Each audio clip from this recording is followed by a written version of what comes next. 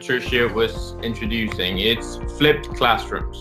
So basically, what is a flipped classroom? It's a pedagogical approach in which direct instruction moves from the group learning space to the individual learning space.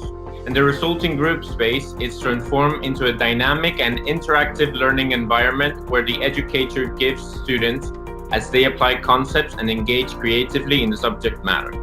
So this is the official definition, right?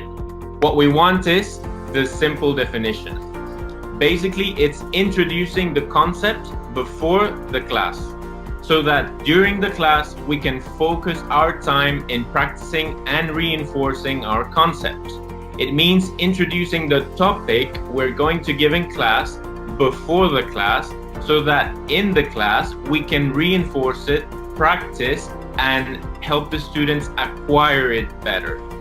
See the difference between the textbook definition and the simple definition? Now, what is a hybrid classroom? Well, it's the combination of a physical classroom, a synchronous or synchronic virtual class, and an asynchronous class. See? So we see that, you can see in the diagram, that a hybrid classroom is a classroom where some students are at home, some students are present physically in the school classroom, and both of them receive information in an asynchronous matter or in an asynchronous form. What are the advantages of a flipped classroom? Well, first of all, they allow more interaction time between the teacher and the student. How come? This is because when we introduce the concept before class, we can spend more time circling our concepts. We can spend more time verifying if each of our students have acquired the concept and are ready to start producing input in it. Second, it allows more time for students to collaborate. It helps us so that students can spend more time during the class, during the synchronic class, collaborating with each other, collaborating with us teachers, and collaborating during their asynchronous class. What's the third benefit? It helps students learn at their own pace.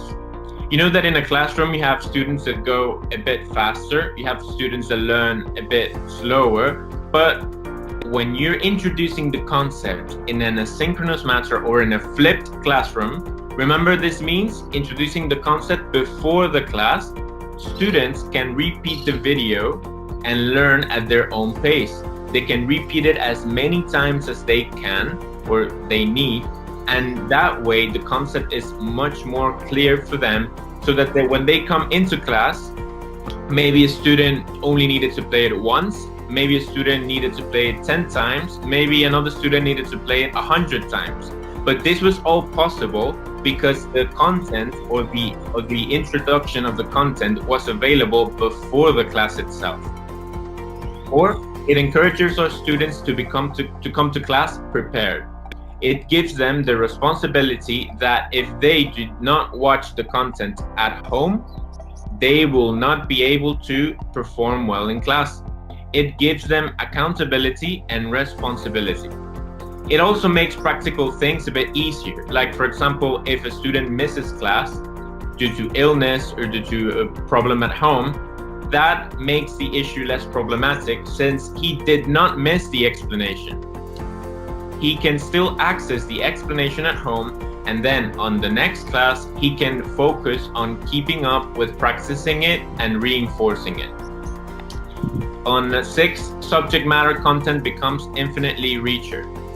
We can see that when the students are able to see the topic beforehand, if they need more information on it, if they need to go in depth about the concept, and this is of course for higher grades, they can not only watch your explanation on the subject, but they can also research a bit more, since they know what the concept is about and where they can research about it. And 7, it's cost and time effective. Why? Because we don't have to spend as much time in class answering questions or slowing down because certain students weren't able to keep up with her explanation. It helps us save time in class. It helps us focus more on interaction and on reinforcing. This is how a regular class time distribution is usually done. A regular class usually spends 10 to 15% of the time reviewing what was the previous class. Then it spends about 60 to 70% of time on the class explanation and 15 to 20% of time practicing the concept and using it. How does a flipped classroom change this? A flipped classroom spends 15 to 20% of the time verifying the knowledge that you already introduced on the virtual or asynchronous class, and then spends the bulk of the time in the classroom, virtual or physical, practicing and using the concept. However, how does this differ from a normal TPRS class? Well, our classes in TPRS focus on reviewing and explaining, if it's needed, the grammar rules, if needed. However, most of our time is spent actually using the knowledge, developing meaning, verifying knowledge, practicing and using the concepts. So what are the good news for us, TPRS teachers? TPRS classes have always been flipped. TPRS classes have never been about explaining a lot of grammar rule and giving the students exercises so that they could apply the homework later in the last minutes of the class. TPRS classes, personal interaction between the teacher and the students using the target structures, vocabulary, etc., has always been the main focus. The students practice their understanding in class instead of listening to long lessons about grammar rules. And then they show the teacher where they are in their acquisition process and where they need to go. How can we use the principles of flipped classroom to improve our classes? And what does a flipped classroom mean for us?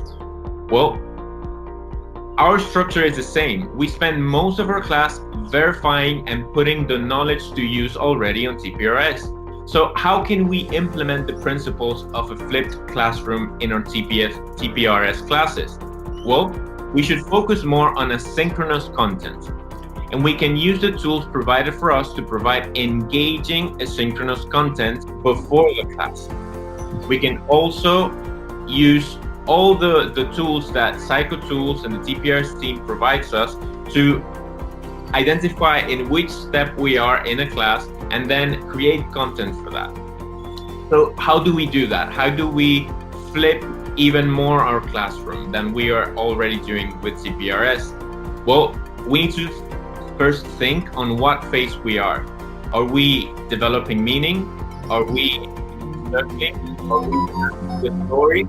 Are we storytelling? Before each of these steps, we need to identify what we can do to enhance or what we need to introduce before a class. For example, if you're just about to start a class, we will need our students to acquire CI or comprehensible input at home without a native speaker. How can we do that before even starting our class? For example, before circling and PQA, we could make a slideshow introducing concepts with realia, images or videos, without text, and only with audio pronunciation. We can upload this onto our class modules, be it on Google Classroom, Teams, etc. We could list the structures for that lesson with their translation using images, realia, or videos. And we could hide the translation so that they only bring it up if needed. As well as we can include an audio clip so that the students can hear how that sounds. We could provide similar PQA questions with possible appropriate responses on the virtual platform and give the students the ability to create their own responses. Based on what we send them, we can see if they comprehended the vocabulary that we introduced asynchronously and where we need to start in the physical class. That way we get a diagnosis before we actually get into class, and we can tailor our class and our questions so that we get the most out of the class circling. What can we do before storytelling? We can give them a very short and simple sentence with audio so that they can hear and review. We can create short storytelling videos that students can hear and see. And this might seem complicated, but we have a few resources that can help you do it a bit better. We'll introduce them in a bit. And based on those short sentences or mini stories, we can ask them to give a brief summary to show if they understood what those sentences said. Based on how they comprehended that small story or that small sentence, we can know whether we need to circle a bit more before starting the story or if we're ready to move on with the actual storytelling. What can we do to flip our classroom after storytelling? Well, we can ask them to write a summary of the class story to you in their target language.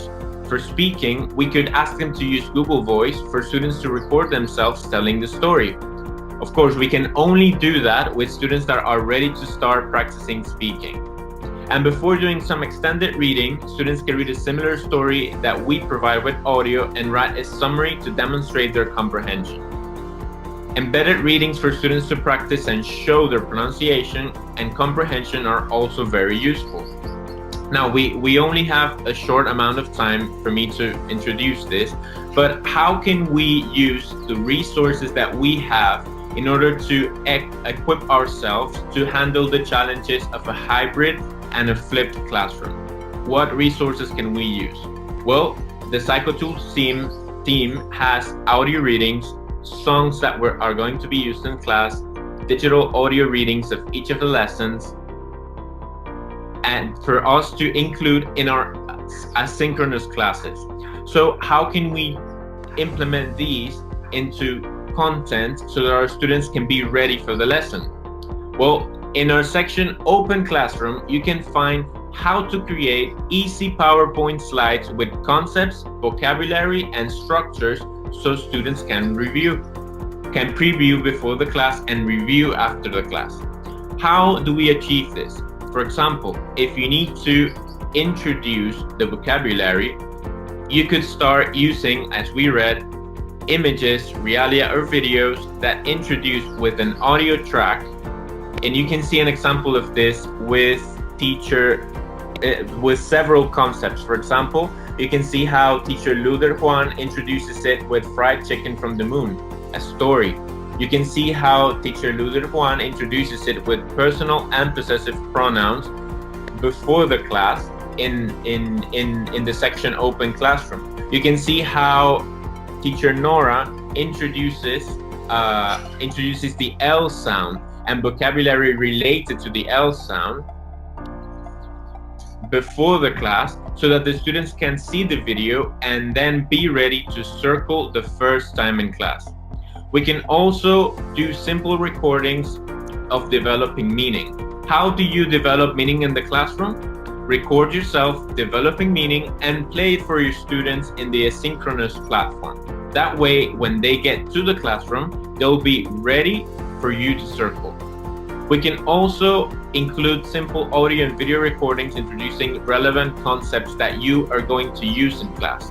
That way, you will be able to make the most of your time during the class and be able to focus more on diagnosing if your students need more reinforcing, if they need more comprehensible input, and how you can address that during the class using circling and other methods for TPRS. So this is all that we have for how to implement flipped classrooms with the TPRS methodology and how to implement it also on hybrid classrooms.